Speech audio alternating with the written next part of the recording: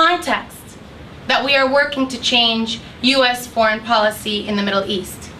In a condition where Palestinian victimhood is not only hard to imagine, but insisting upon it can be considered offensive and even anti-Semitic. These leaders who have waged war against the Congolese people and civilians in the Great Lakes of Africa could not have done what they've done without the backing of the United States.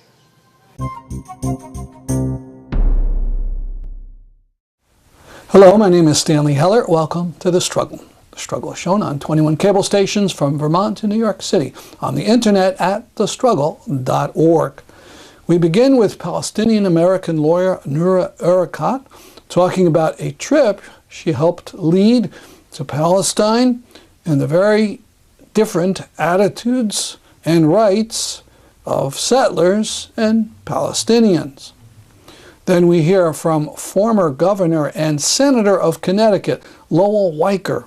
He spoke at this year's Tree of Life conference in Old Lyme, Connecticut. You'll hear some amazing statements from a mainline political leader who at one time had a 100% rating from the Israel lobby. We feature a talk given at Black Agenda Report at their annual celebration in New York. It's about a country in Africa that suffered immense numbers of deaths in the last few decades. Not Rwanda, the Congo. We begin in Washington, D.C. with Noura Erakat as she spoke at the organizers' conference of the U.S. campaign to end the Israeli occupation. This summer, I had the honor of co-leading an interfaith Peace Builders delegation with Josh Rubner, and I see Emily in the room, and Mike, who continue to lead this wonderful effort. But I had the honor of co-leading the IFPB delegation with Josh, and we met with David Wilder, the head of the Hebron Settlement Council, who is a U.S.-born Jewish man from Cleveland. Hebron, for those of you who do not know, is the site of the most extreme forms of tangible violence. The settler movement began to colonize it in 1967 in what they regard explicitly as their homecoming. They are ideologically motivated and more committed to being on the land which they believe belongs to them by divine decree than they are committed to the idea of Israel. Unlike other settlements that are built on Palestinian hilltops to facilitate the surveillance and control of the Palestinian population, the settler community in Hebron is built in the middle of the city. It forms a donut hole that geographically, socially, and economically fragments the entire city. In response to a question about Baruch Goldstein, the Israeli settler who killed 29 Palestinians as they prayed in the Ibrahimi Mosque in 1994, David explained, quote, "You can count on one, maybe two hands, the Jews who have used violence that was not in self-defense." Another delegate asked him about the culture of fear within Israeli society. And David, who wore a pistol on his hip, which Josh kept referring to as his Glock, responded, quote, "We don't live in a culture of fear. Everywhere we go, we're marked where someone wants to kill us. There are people who still want to wipe us out, and we cannot depend on anyone else to protect us." He then proposes that the parents of Palestinian children who throw stones be deported to Lebanon. In contrast, Isa Amro, a Palestinian youth leader of Youth Against Settlements, does not have an international force, does not have a pistol or a Glock or anyone to protect him. Settlers physically assault, spit on, and expose themselves to Palestinians in Hebron as Israeli soldiers watch on. They intervene only when Palestinians move to defend themselves, and in those instances, arrest the Palestinians. Arisa comments, I am a nonviolent activist, but I believe in defending myself. The problem is that I cannot. Under military law, Arisa explains he is guilty until he can prove otherwise, while all the Israeli settlers are innocent until they are proven guilty. Arisa is not eligible to be a victim, and Arisa is not eligible to exercise self-defense. He cannot experience a reasonable fear because he is always a looming threat. For his incontrovertible characteristics, amongst Americans, and certainly those concentrated here in the Beltway, only David's fear is reasonable. And it is in this context that we are working to change U.S. foreign policy in the Middle East. In a condition where Palestinian victimhood is not only hard to imagine, but insisting upon it can be considered offensive and even anti-Semitic. During Operation Pillar of Cloud, which is way too kind a name for the 8-day pummeling of Gaza yet again in November 2012, the Washington Post ran an image of Jihad Mashrawi, a BBC journalist who was mourning the death of his 11-month-old son, on the front page. Then Israeli ambassador Michael Oren declared that the portrayal of Palestinian suffering was part of Hamas's media strategy against Israel, and therefore constitutive of an existential threat to the state. What is so threatening about the photo is its universalization of suffering. In the instance of mourning captured in that photo, not only are Palestinians able to be victims, but in that moment their suffering is equal to that of Israelis. And the proposition, according to Ambassador Oren and others, is no less than an existential threat to the state. Now to the remarks of Lowell Weicker. He was senator from Connecticut from 1971 to 1989 and was elected as a term for governor in 1992. He was known as a maverick, particularly on South Africa, though he never touched the Israeli question. The very fact that he spoke at the Tree of Life conference, which has been devoted for a decade to bringing justice to Palestinians and peace and freedom to Israelis and Palestinians, is quite significant. Listen to him trash the apartheid wall and talk about the influence the lobby once had upon him. When I think of Israelis, Palestinians, and today's wall, I'm reminded of yesterday's East German wall. And when that obstruction came down, I remember an America that stood up and cheered. What then is the difference between that wall and the one that stands as an abomination in the Holy Land today? The difference is a resigned silence. It is one thing for a nation to defend itself against nonstop murderous sallies, as was the case in the early times of Israel.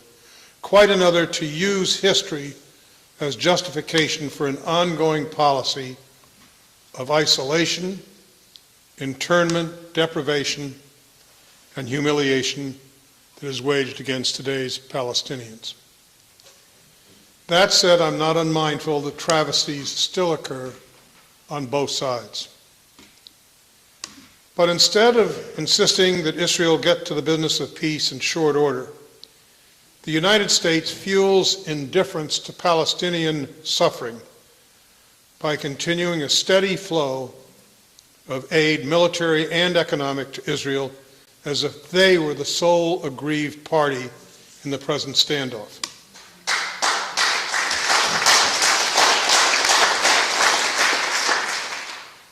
And here comes the tough part for me as far as this matter is concerned. The United States Congress passed, that included me, and present, has been successfully lobbied to close its eyes to the travesty that consumes the Holy Land. Such lobbying has taken the form of hundreds of millions of dollars in campaign contributions, all the while recipients being rated on their loyalty to Israel, and mine was rated at 100%. I believe that the time has come to treat both sides equally as to economic aid, dollar for dollar. And the quid pro quo, the wall comes down. Considering Israel's solitary position in the broader Middle East, military aid is another matter. No one can contemplate cruelty and enslavement better than the Jewish people. No one has had such vast atrocities visited upon them throughout history. And that is all the more reason that history should now record the most maligned as becoming the most tolerant, much in the same manner as Nelson Mandela after his release from Robben Island. Not once did he demand revenge for his jailers of 20+ years. This matter, as has been referred to in my biography, I was very close to, having been arrested on the lawn of the South African Embassy. This was a cause championed by Randall Robinson, a very effective spokesman on behalf, an American, on behalf of South Africa. John Conyers, black representative from Michigan, and my good friend Ted Kennedy.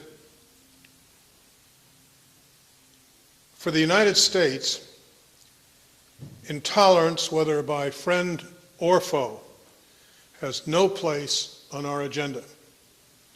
Reality and not nostalgia should be the underpinnings of our foreign policy. Excuse me.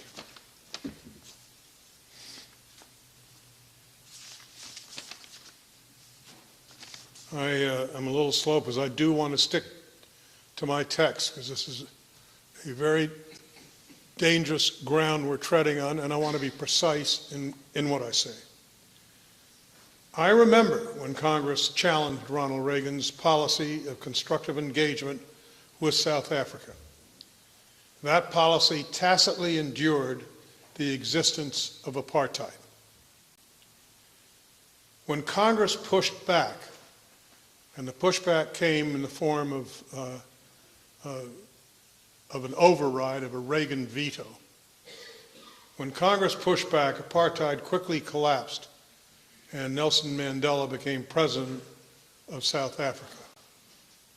It was my honor, as being the only elected Republican, that attended his inauguration in South Africa. And what a day it was. But I want to say this, that you should be proud as Americans that the pushback came from this country and your Congress, and it goes to show what can be done by Congress when it sets its mind to doing constructive matters of legislation. Now to the complete talk by Maurice Carney, director of the Friends of the Congo. It's a pleasure being here with you tonight. Truly humbled for the opportunity. I want to thank Glenn and Nellie, Brother Bruce, and all the Black Agenda team. The opportunity that Glenn is providing, these few minutes to speak to you, is emblematic of the platform he has provided Friends of Congo over the years on the Black Agenda Report. And really want to thank him for that and thank Black Agenda Report for that. The Democratic Republic of the Congo. Why does Congo matter?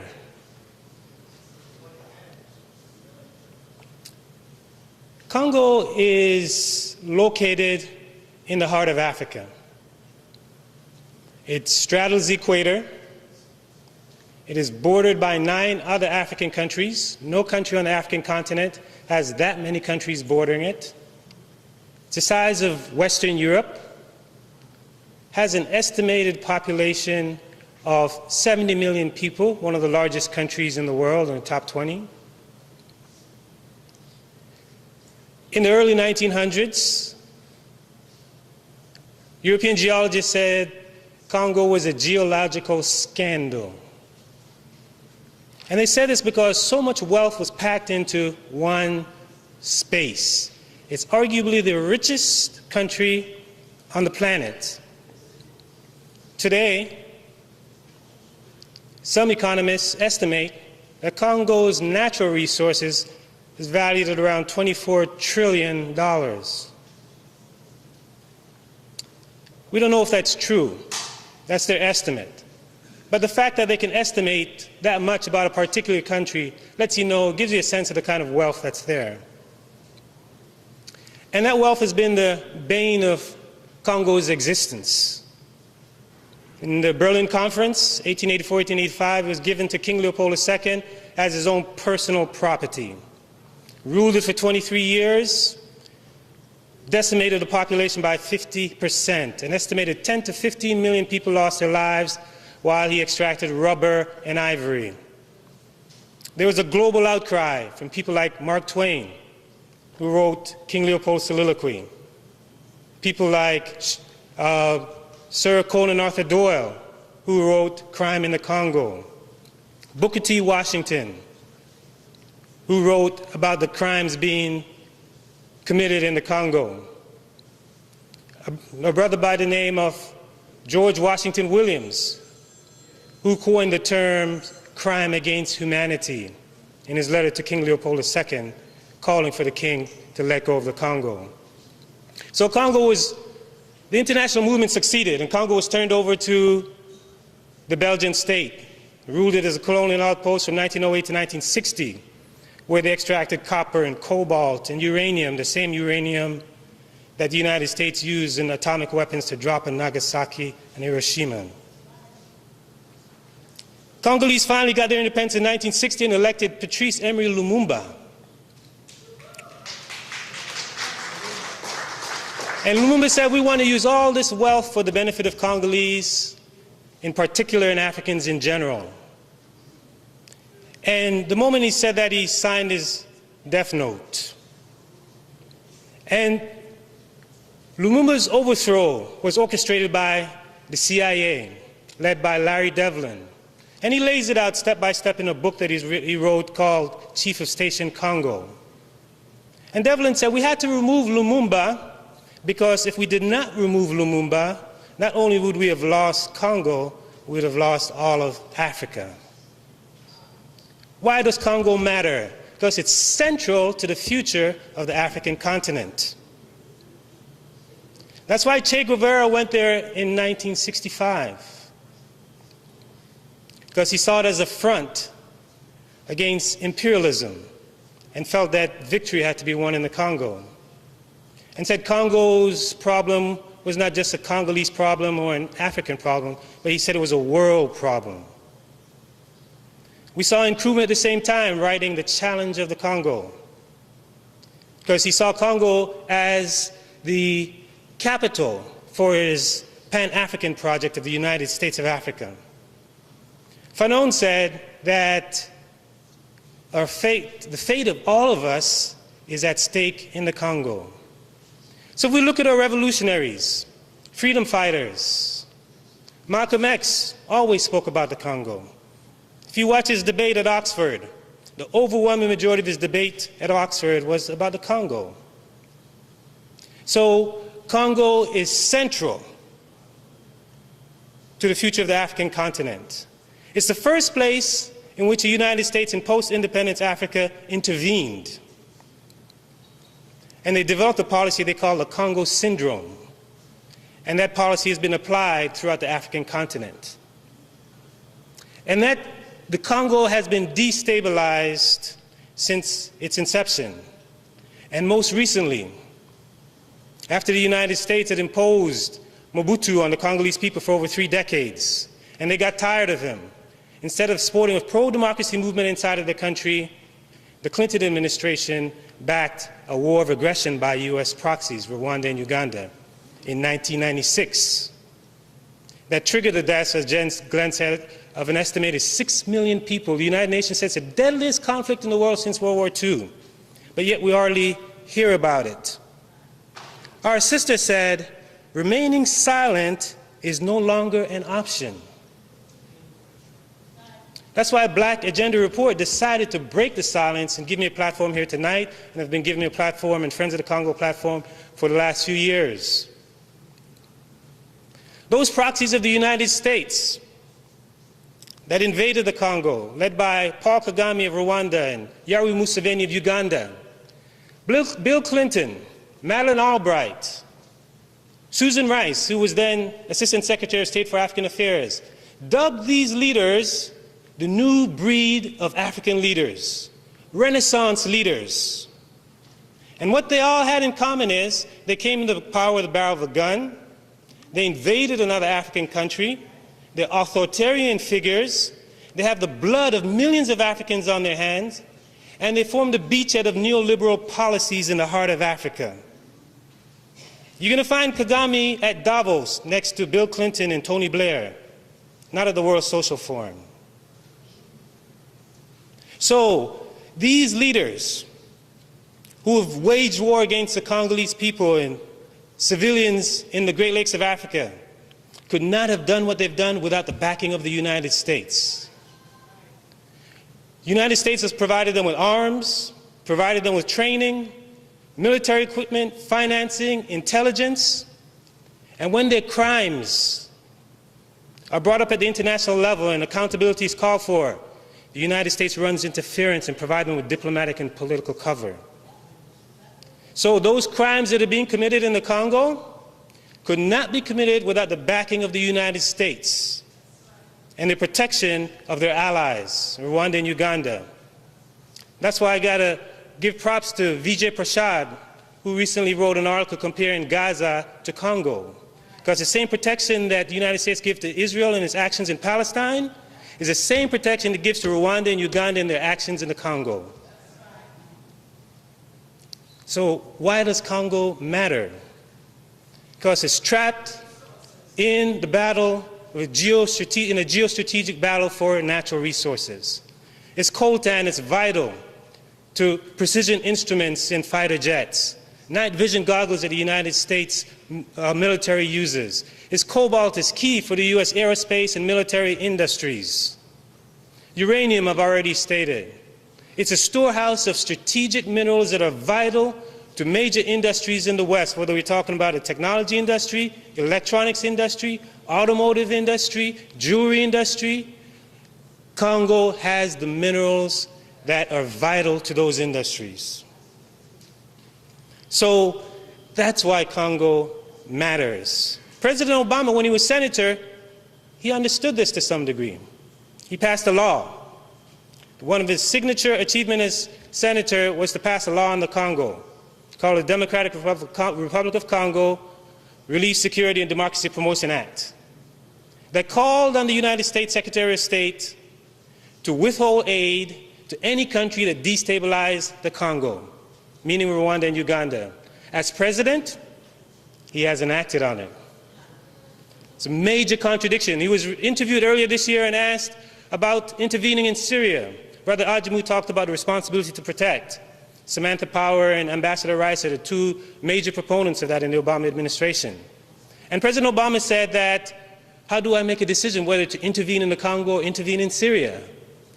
If the interviewer knew Obama's policy in the Congo and understand the situation, he knew that it wasn't a matter of U.S. intervening militarily, but using its diplomatic tools that was enshrined in U.S. law that calls on the United States Secretary of State to withhold aid from any nation destabilizing the Congo. The reason it's not implemented is because U.S. allies are the ones who are doing the destabilizing in Rwanda and Uganda. So that's a contradiction that exists in the Obama administration, and in the Congo. So when people talk about Syria and those are dying in Syria, or when Susan Rice made the argument to intervene in Libya because thousands were dying, we had to rightly ask, how can you call for military action in Syria and Libya when we're talking about thousands, when you're not even willing to take diplomatic action in the Congo when we're talking about millions?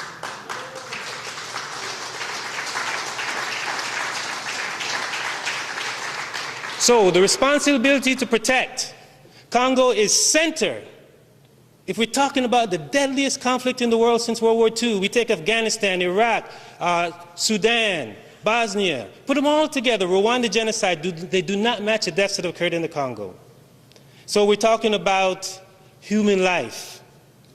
And our response to the Congo and the millions of lives lost says our response to that says how much we value black life, how much we value African life, how much we value human life.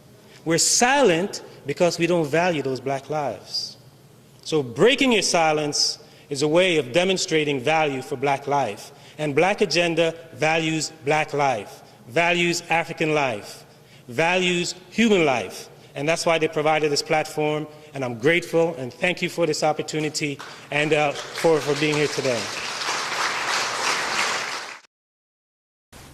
That's our program for today. See you next week at this time. I'm Stanley Heller, and this is The Struggle.